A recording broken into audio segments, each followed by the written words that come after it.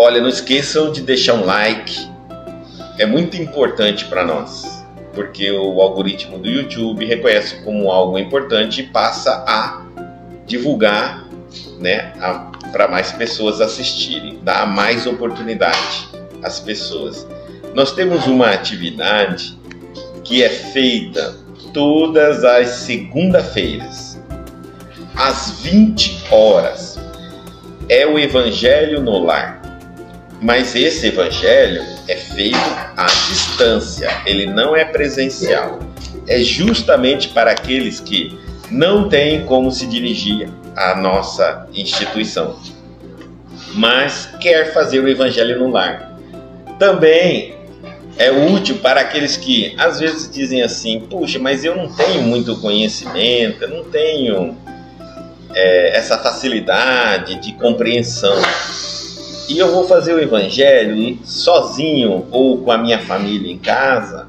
Não temos essa desenvoltura. Então, não tem como fazer um evangelho acompanhado. É isso. Essa é a resposta. Esse evangelho de segunda-feira às 20 horas é feito o evangelho. Então, o que nós fazemos? Reunimos a família ou sozinho em casa, né? E acompanhamos o evangelho, realizamos o evangelho no lar, em nossa casa. É bom que doutrina os espíritos que convivem naquele ambiente familiar, seja direto ou indiretamente, que interferem de maneira direta ou indiretamente na família, nos moradores. Esses espíritos, eles são atraídos pelos moradores daquela casa, pelos pensamentos e pelos sentimentos. Bom, já na terça-feira nós temos também o Evangelho, às 19h30 da noite. Esse Evangelho é presencial, então é mais para aqueles que têm como se deslocar até a instituição, gostam de se deslocar até a instituição, porque esse trabalho à distância, feito através da internet, muitos não se adaptam. Dizem assim: não, mas aí eu não saio de casa. A religião é uma oportunidade de eu sair de casa, de eu deixar um pouco meu lar, né? De eu ver ou rever meus amigos, de eu bater um papo um pouco. Não durante o evangelho, mas depois do evangelho. Então, eles se dirigem até a instituição e fazem o evangelho aqui às 19h30. Nós temos o evangelho.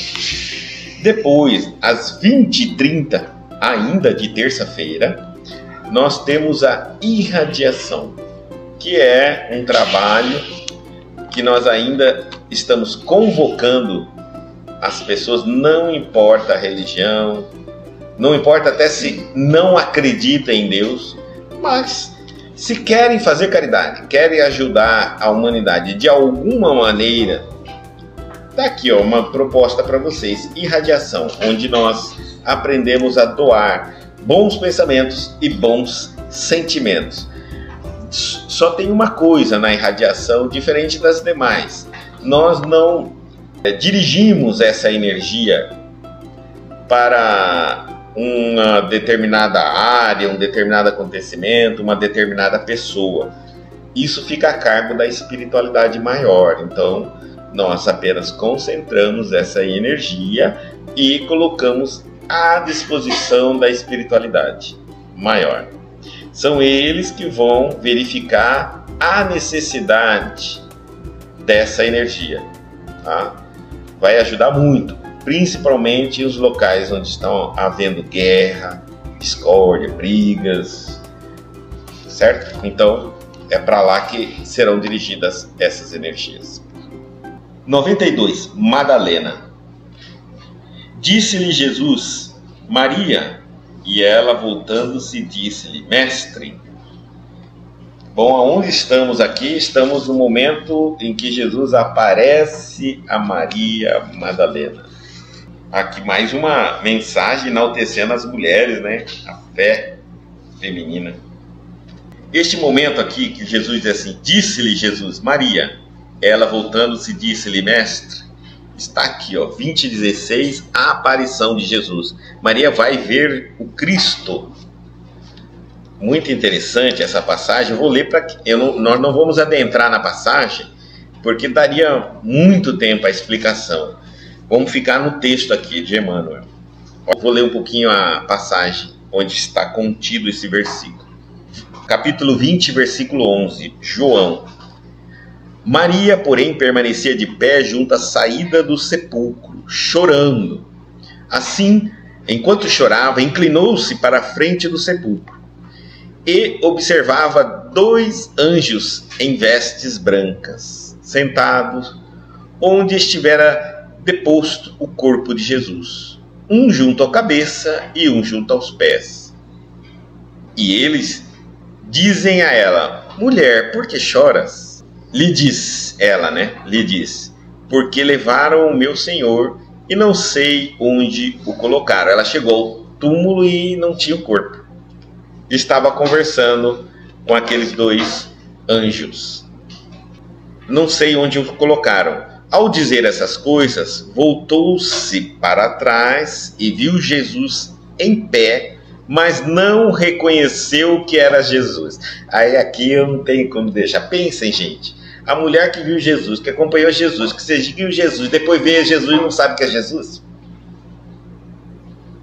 O que vocês entendem disso?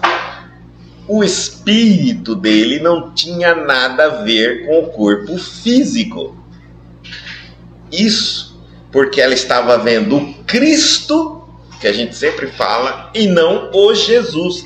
Ela não estava vendo a alma de Jesus, que parece idêntico ao corpo físico. Porque se ela visse a alma de Jesus igual ao corpo físico, ela saberia que era Jesus. A menos que ela fosse cega. Mas se ela está olhando para Jesus e não sabe que é ele, porque ela não está olhando para, ela não está vendo a fisionomia de Jesus, mas a fisionomia da entidade espiritual Cristo, que é bem diferente de Jesus. É natural. Como nós também temos, se olhar para nós, a nossa fisionomia, a nossa alma tem a idêntica fisionomia do nosso corpo. Mas o nosso espírito, não. Naturalmente eu posso adotar, inclusive, outras aparências que tive em outras vidas. Ou não adotar nenhuma aparência conhecida. Natural isso. Jesus estava com uma aparência do Cristo e não de Jesus. Então ela não reconheceu que era Jesus. Jesus lhe diz: mulher, por que choras? A quem buscas? Ela, supondo ser o jardineiro, lhe diz: puxa vida, nem a voz era igual. Porque no mínimo ela ia pensar: olha, não é o Jesus que eu conheci, mas pelo menos a voz deve ser parecida, né? Tem a voz dele, nem a voz era. E ela, olhando para ele, supôs que ele era o jardineiro. Olha que interessante. Então, também a visão que ela teve de Jesus não era uma visão de luz, de clareza, de entidade iluminada, porque senão ela diria assim: olha, um anjo está conversando comigo e não um jardineiro, né? Então a imagem de Jesus era bem tranquila, bem simples. Senhor, se tu o carregaste, dize-me onde o colocaste e eu o levarei. Então Jesus lhe diz: Maria. Voltando-se, ela lhe diz em hebraico, Rabuni, que se diz mestre. Jesus lhe diz: não me toques, pois ainda não subi ao Pai. Aí vai, etc., vai caminhando aí. Então ela estava frente ao Cristo, a figura, a entidade Cristo, e não estava ainda, ele não havia se reapresentado ao Pai, mas em tese, que nós queremos dizer, não havia ainda se iniciado o processo dele de contato com a humanidade. Bom, mas nós não vamos entrar nisso ainda, nesse detalhe, porque a gente vai se deter na nossa lição. Só esse capítulo, aparecendo Jesus, dá um monte de explicações. Vamos ler e vamos caminhando com os debates. Dos fatos mais significativos do Evangelho a primeira visita de Jesus na ressurreição é daqueles que convidam a meditação substanciosa e acurada. Realmente, gente, faz a gente pensar muito quando a gente vê o momento, como Jesus se relaciona com a humanidade, com os apóstolos, com a mãe dele, tudo depois de retornar com a sua ressurreição, né? Isso nos faz pensar bastante e nos dá muito conhecimento espiritual. Por que razões profundas deixaria o Divino Mestre tantas figuras mais próximas de sua vida para surgir aos olhos de Madalena em primeiro lugar? É uma pergunta. Naturalmente, eu acredito que as pessoas que estudam o Evangelho veem a proximidade de João com Jesus. Alguns diziam que era o apóstolo mais amado de Jesus. Outros veem a proximidade de Jesus com seu irmão, né, com os apóstolos, e mais ainda com Maria, sua mãe. Então, ele tinha uma proximidade muito grande, inclusive depois que ele conhece Madalena também. Mas alguns de nós ainda com essa visão muito materialista, né, material, ligada aos laços consanguíneos, a gente vai fazer aquela pergunta natural, né? Por que Jesus, quando vai fazer a primeira aparição dele, não teria escolhido a mãe? Ah, por isso, pode ter N motivos. Tá, mas se não escolhesse a mãe, por que ele não teria escolhido João, o apóstolo que ele mais tinha proximidade? Por que não teria escolhido algum dos apóstolos? Aí a pergunta vem até a gente, por que teria escolhido Maria Madalena? Essa é a pergunta maior. Então, continuando a leitura, somos naturalmente compelidos a indagar por que não teria aparecido antes ao coração abnegado e amoroso que lhe servira de mãe, ou aos discípulos amados. Entretanto, o gesto de Jesus é profundamente simbólico em sua essência divina.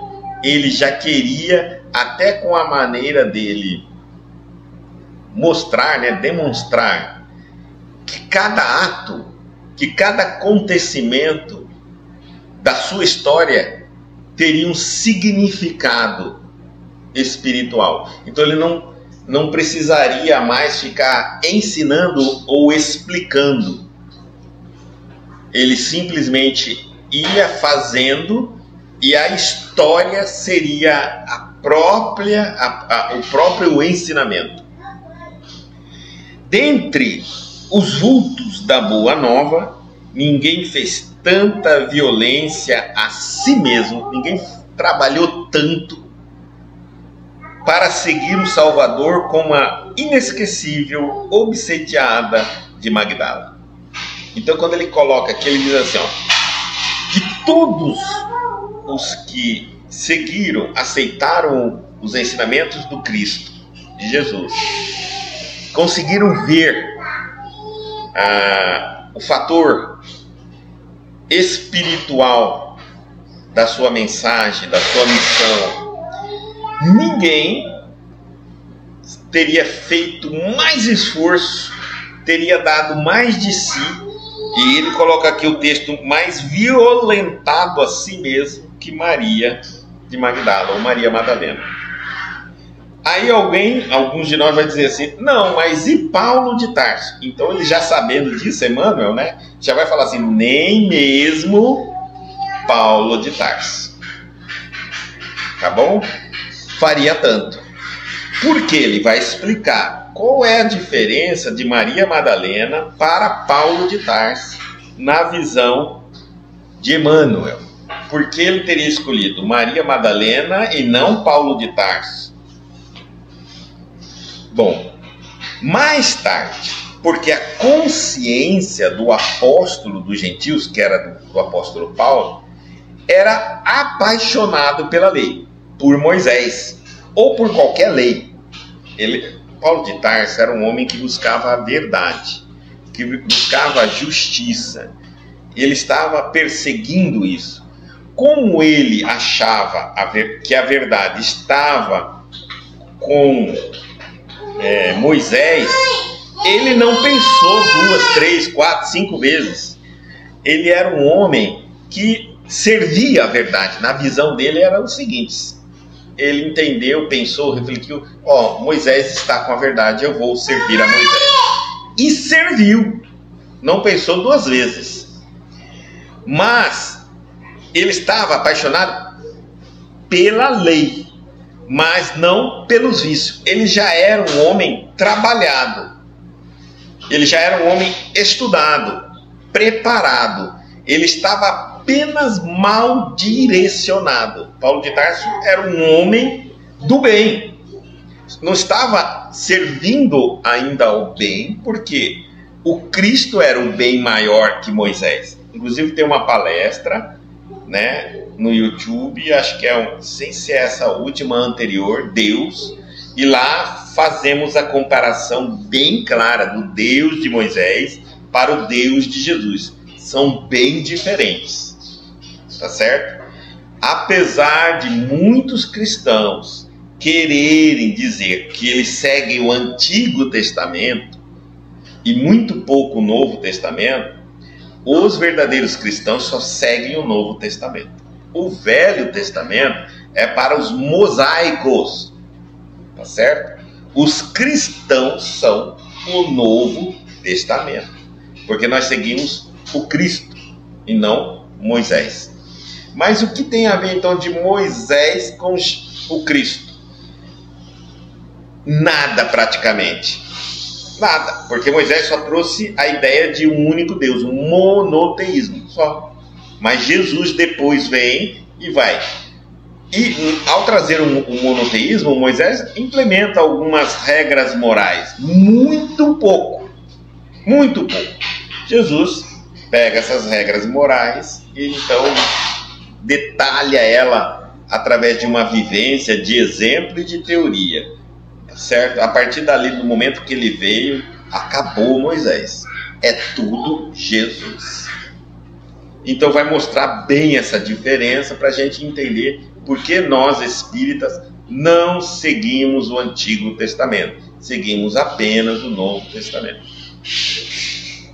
E aí ele está dizendo assim, que Madalena, porém, conheceram o fundo amargo dos hábitos difíceis de serem extirpados, os vícios, os defeitos, amoleceram-se ao contato com entidades perversas, a obsessão, e permanecia morta nas sensações que operavam a paralisia da alma.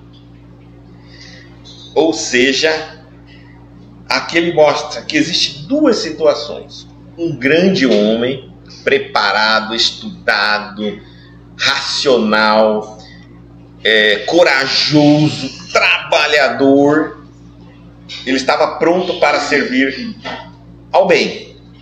No entanto, ele ainda não tinha lucidez espiritual. Acontece com muitas vezes. A gente vê muitas pessoas que poderiam ser excelentes trabalhadores do Cristo, mas ainda estão cegas espiritualmente, estão ainda voltadas muito para o materialismo, são verdadeiros trabalhadores, fazem o bem, não são ruins, não são maus, mas ainda servem a um outro Deus, o materialismo, ainda não se despertaram para o espiritual, o cristianismo. Então, Paulo de Tarso é esse apóstolo, que estava pronto para trabalhar para o bem, que na época o bem para ele era Moisés. Bom, vindo Jesus, ele persegue Jesus, até que Jesus se apresenta para ele e diz: o motivo pelo qual você foi preparado e por que todo o seu conhecimento, toda a sua razão, todo o seu gás, todo o teu amor é pela lei. Então, segue agora a minha lei, o Cristo. Agora ele muda se programa, é como se fosse um robô, né? Agora ele é programado por Jesus e agora ele vai amar Jesus. Vai embora. A espiritualidade nos diz muito assim, que o melhor trabalhador do Cristo, entre aquele morno que não faz nada, que tudo vai, que tudo não vai, que está tudo certo, que está tudo bem, e o mal, aquele destinado ao mal, a maldade, o demônio, o Satanás, ele fala assim que o melhor trabalhador é o demônio e o Satanás. Porque quando converte no bem, ele vai ser um anjo de Deus. Ele não tem freio, é aquele que uma vez convencido que está certo, é certo, ele vai embora. E o morno, não adianta. Você nem percebe a diferença entre ele estar fazendo maldade, levado pela maldade, acreditando na maldade, aí converte ele na bondade, converte ele na caridade, ele não muda a vida dele. Não muda em nada. Então ele diz assim, que às vezes aqueles trabalhadores mais dedicados das trevas, da escuridão, da ignorância, são os melhores trabalhadores quando convertidos para o bem. Porque eles já são inatos o trabalho, a dedicação, a obediência, a coragem, né? Por isso que a gente fala que o morno é complicado. E Maria Madalena já era o oposto. Enquanto Paulo de Tarso era o soldado da verdade, desde que estivesse dado a ele a verdadeira verdade, ele ia embora, como foi o Cristo. E Madalena? Madalena estava mais atolada, porque Madalena era despreparada. Teoricamente, ela não tinha conhecimento espiritual, não tinha conhecimento do Cristo, estava lotada de vícios, de defeitos, teria tido uma vida muito difícil. E nós sabemos que é muito difícil, quando eu já me viciei em algo errado, mudar para algo certo. Deixar de fazer aquele vício. É muito mais fácil alguém que não nasce com o vício, que não tem contato com o vício, e depois você só direciona ele para o bem, que é o que a gente tenta fazer com os jovens, com as crianças, né? Hoje em dia. A gente tenta levá-las para um caminho onde elas não têm contato com o errado, com o vício, para que ela primeiro experimente o bem, fortaleça-se no bem, e depois ela pode escolher como ela quiser. Porque o mal, ele entra na nossa casa por todos os lados, de todas as formas, de todas as maneiras. Até mesmo o mal é ensinado no lar, nas famílias, como algo moderno, como algo da moda, como algo atual. E depois que a gente vicia, o negócio fica mais difícil. Então Maria Madalena representa esse outro lado do ser humano, né? É aquele lado em que já teve contato com o vício, já teve prazer, satisfação com o vício, já ganhou dinheiro com o vício, já se deu bem com o vício, porque ela não era uma mulher que não tinha uma colocação boa de autoridade oculta na sociedade. Nós sabemos que hoje em dia a nossa sociedade tem aqueles que estão colocados ali, que parece que é o que mais manda, mas por trás dele o que ninguém sabe é o que manda, né? Então naquela época nós tínhamos os que tinham os cargos e aparentemente exerciam o poder, mas as prostitutas era que faziam, que comandavam a mente dos que tinham poder, tá certo? Então se ela quisesse destruir alguém, ela bastava se relacionar com quem tinha o poder de destruir e fazia isso. Ela era uma mulher totalmente viciada, totalmente decaída. Eu poderia até colocar assim, para nós. De um lado, os trabalhadores do Cristo, os preparados para trabalhar para o Cristo, e do outro lado, os viciados, os dependentes, os cheios de defeitos, os que já saíram bem, já saíram ganhando, já desfrutaram dos vícios e dos defeitos. Bom, nós estamos vendo duas partes da humanidade aqui. E aí, então, ele está dizendo assim, Madalena já estava, inclusive, morta nas sensações que operavam a paralisia da alma. Ela não tinha mais contato espiritual nenhum. Eu diria que ela não tinha mais nem intuição, nem inspiração. Entretanto, bastou o encontro com o Cristo para abandonar tudo e seguir-lhe os passos. Nenhum dos dois é o morno. Perceberam assim? Porque Jesus se preocupa, porque eles são personagens importantes. Um é o soldado da verdade. Vamos colocar assim: aonde tiver verdade, ele vai trabalhar para executá-la. Justiça. Pronto, final. Não tem tendências. Justiça. Esse aqui, a outro lado, é o erro. A pessoa que está errada, a pessoa que está viciada, a pessoa ignorante. Mas não tem... Mas é uma ignorante, uma viciada praticante. Ela acredita que aquilo que ela está fazendo está lhe dando retorno. Não é o meio a meio. Nenhum deles é.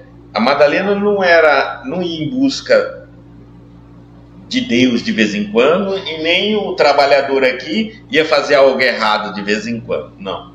Os dois eram polarizados, digamos assim, né? A gente pode dizer assim. Então, quando Paulo de Tarso coloca a verdade para ele, quando Jesus coloca, essa é a verdade, siga, o soldado segue. Quando Maria Madalena, totalmente perturbada, ignorante, longe de toda a verdade, então ela encontra o Cristo, ela abandona tudo e segue-lhe os passos, fiel até o fim. Nos atos de negação, agora olha só, ela vai ser fiel, não é a Jesus, o homem, mas sim nos atos de negação de si própria e na firme resolução de tomar a cruz. Vamos parar por aqui. Então, o que é importante não é nós estarmos apaixonados pela figura de Jesus, pela imagem de Jesus, mas pelo que os ensinamentos dele nos propõem. Então, Maria Madalena, conhecendo Jesus, ela começa a entender que ela teria que extirpar dela de maneira abrupta, sem trégua. Ela teria que fazer reforma íntima para continuar a seguir o Cristo. Isso era seguir Jesus. Não é ficar sabendo para onde o homem ia e ficar imitando as atitudes da pessoa, mas sim entender que ela teria que se transformar em um ser humano melhor, se liberar dos vícios, dos defeitos, da maneira distorcida de ver a vida e revoltada. Então, agora vem, e na firme resolução de tomar a cruz que lhe competia no Calvário Redentor de sua existência angustiosa. Nós já falamos isso em outra reforma íntima e mostramos como cada um de nós vai ter que seguir o seu Calvário. Cada um de nós vai ter que botar a cruzinha e seguir. Subir o Calvário e ser crucificado. Entregues para ser crucificado. Todos nós. Então Maria Madalena, mais uma vez, Emmanuel coloca aqui essa visão mostrando. Além disso, ela sabia, ela tem a firme resolução de tomar a cruz que lhe competia. Não era só Jesus, todos nós, vamos ver, ela teve essa resolução. Não, para seguir o Cristo, eu vou ter que carregar essa cruz das minhas iniquidades, dos meus vícios, dos meus maus hábitos, dos meus defeitos. Eu vou ter que fazer essa reforma íntima. Essa reforma íntima vai ser a minha cruz. Então, no Calvário Redentor de sua existência angustiosa. Todos nós vamos ter que tomar essa cruz. E continua. É compreensível que muitos estudantes investiguem a razão pela qual não apareceu o Mestre primeiramente a Pedro ou a João. Pedro porque ele era o líder dos apóstolos. Então por que Jesus não correu para aparecer primeiramente a Pedro? E daí ali deixaria Pedro divulgar os apóstolos. Ou a João, né? Que era, segundo todos os apóstolos, o apóstolo amado. Ou a sua mãe. Que aí a gente já vem com aquela ideia de laços consanguíneos, né? E diz assim, mas tinha que aparecer para a mãe dele. Quem seria a pessoa mais preocupada pelo bem-estar dele? Não seria a mãe? Teria que aparecer a mãe. Ou aos amigos, um monte de amigos.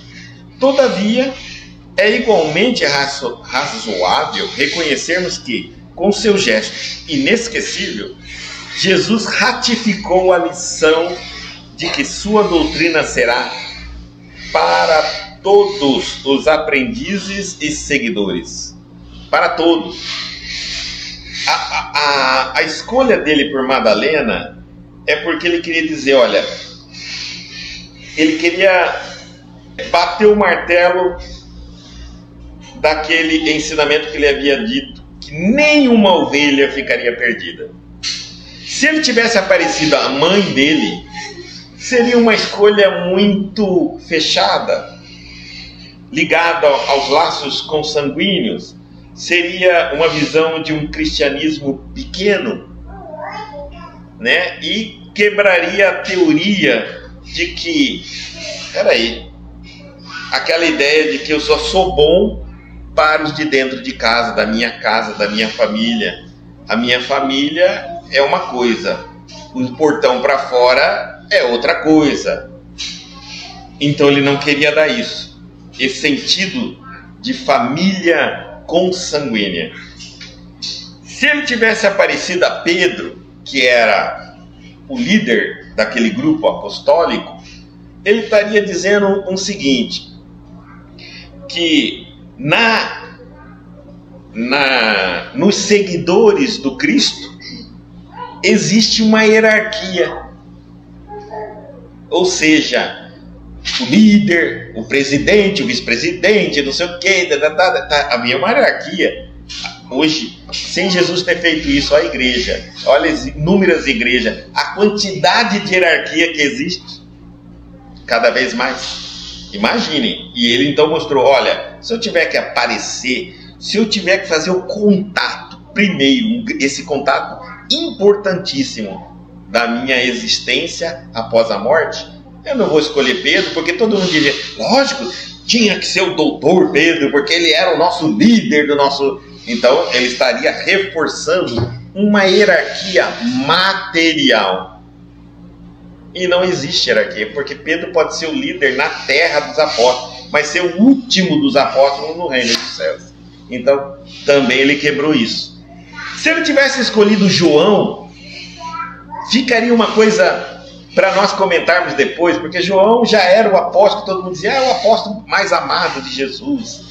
Então, estaria Jesus trocando a família consanguínea pelas suas escolhas próprias, ou seja, não estou aqui enaltecendo que a verdade do cristianismo fique só entre a família, os laços consanguíneos, mas também para aqueles que ele particularmente amou, João, por exemplo. E isso também estaria diminuindo muito o cristianismo, certo?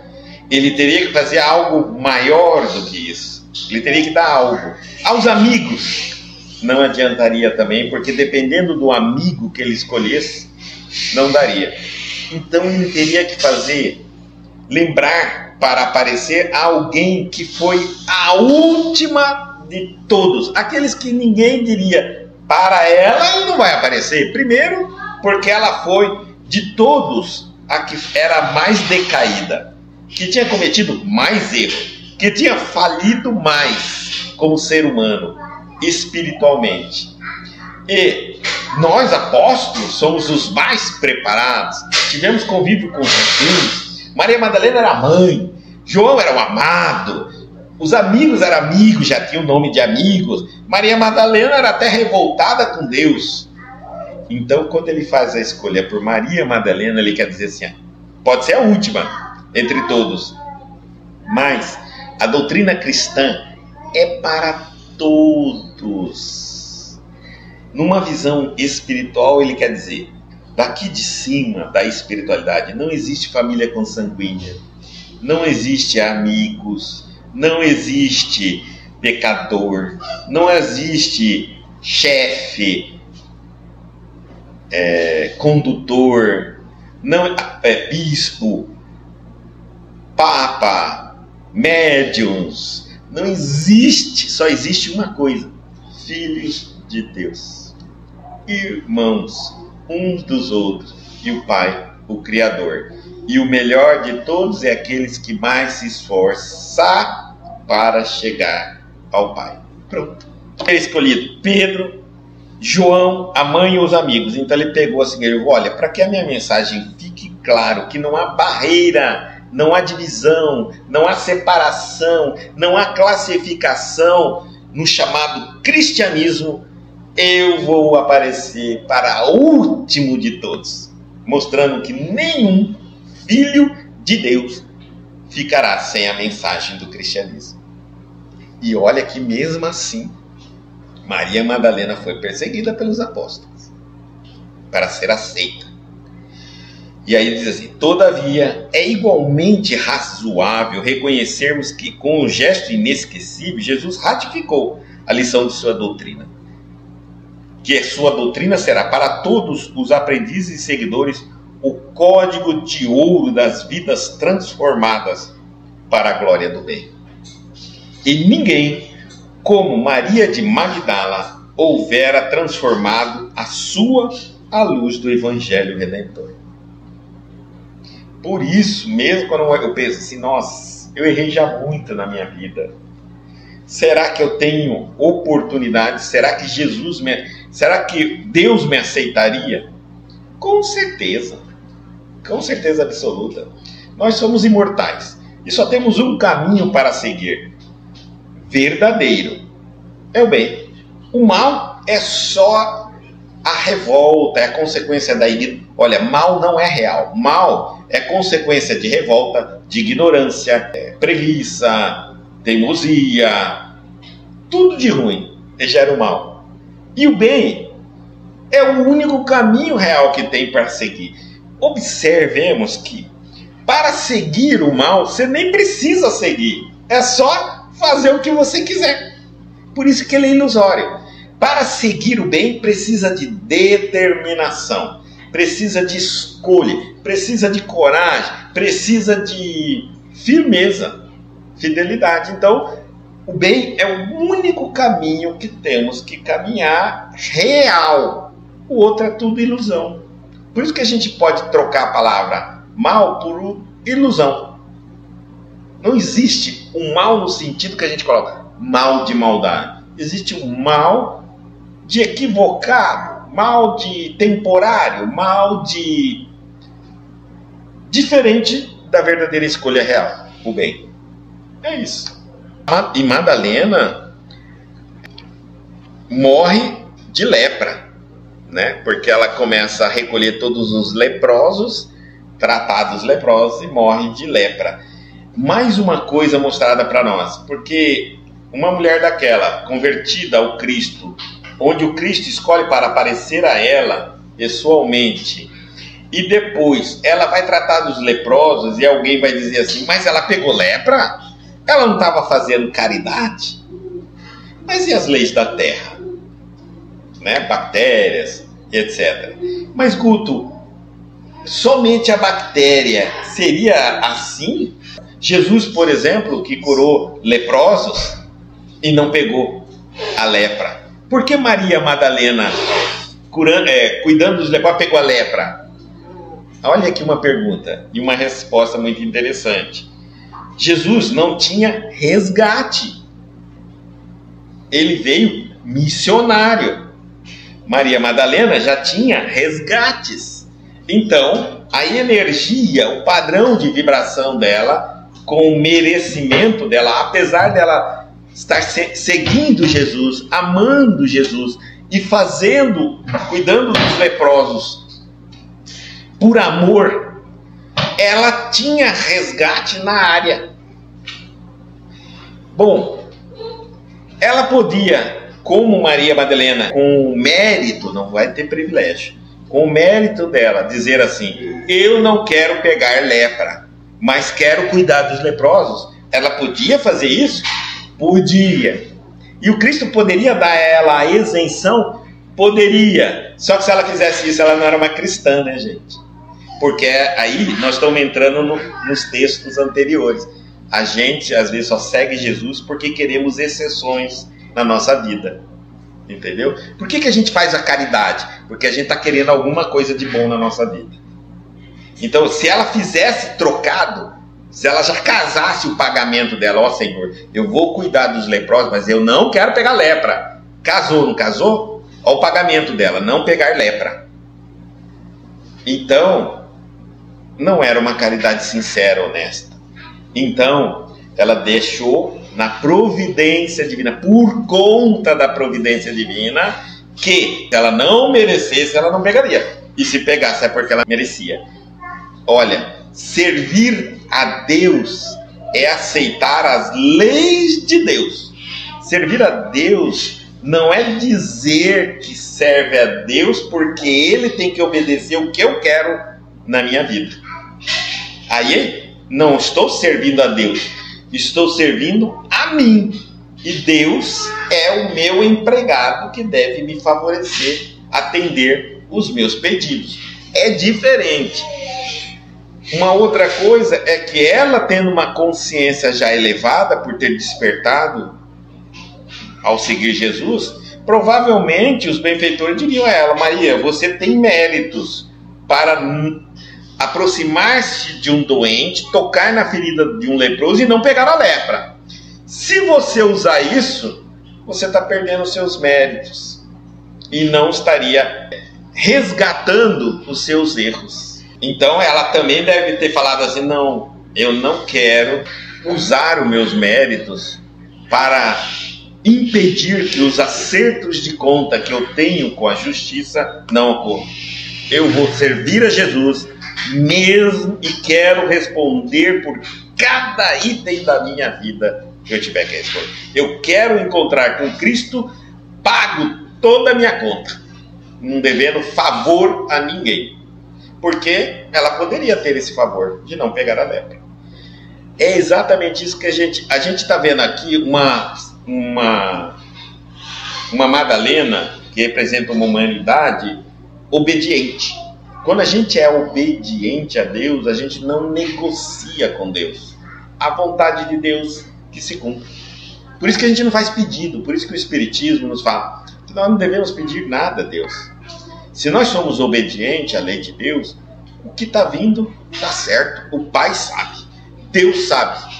Eu posso não saber por quê, mas Deus sabe.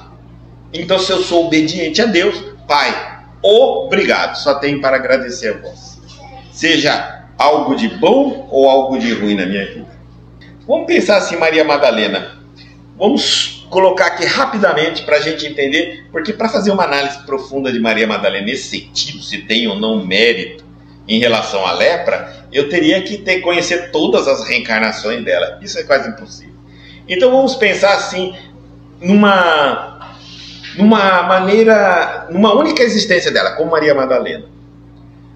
Bom, nós sabemos que Maria Madalena era uma mulher muito bonita, fisicamente, a aparência dela. O que ela fez quando ela se revolta com a aparência física dela? Usou isso de maneira errada. Então, quando a gente entende que a lepra é uma doença que atinge o corpo na parte física, porque ela come a carne, os nervos, os músculos do corpo, né? Então, quando a gente faz um simples movimento, já dá de comparar que uma pessoa muito vaidosa, que ela era, pode ser um candidato a ser ferido na aparência da vaidade. No caso dela, a vaidade era física. Tem pessoas que são vaidosas no poder, no status. Tem outros que são vaidosos no poder financeiro. Então, no caso do poder financeiro, a pobreza, o poder do status, perder todo esse status. Paulo de Tarso era muito conhecido como doutor da lei, falava muito bem, um judeu muito estudioso, muito bem posicionado em Roma. Então, o que ele fez? Ele perdeu todo o status dele. Todos foram acertando as contas. Observe, o orgulho social, Paulo de Tarso perde tudo. Maria Madalena, a vaidade da aparência dela, feminina, né? A lepra leva. Se fosse financeiro, se tivesse alguém financeiro, perderia e quisesse, né, os seus erros que tivesse cometido na parte financeira, então ficaria sem o dinheiro. Enfim, só para a gente aqui fazer uma rápida avaliação, tá? Não que eu estou dizendo que não tem reencarnações, consequências das reencarnações. O que nós estamos querendo aqui frisar é que se eu sigo ao Cristo, eu vou me tornando um ser obediente às leis de Deus. Então, a vontade de Deus na minha vida, eu aceito. Independentemente se eu entendo ou não entendo, se eu gosto ou não gosto, eu aceito. E sigo, mas de cabeça erguida, sorrindo, com amor. Não com aquele pesar de sofrimento, de tortura, como se as leis de Deus fossem um suplício, né? Eu não sou aquele cristão que sofro por seguir Jesus. Não, porque isso aí eu não consigo entender até hoje os sofredores do cristianismo. Porque quem segue o Cristo se sente liberto da opressão material.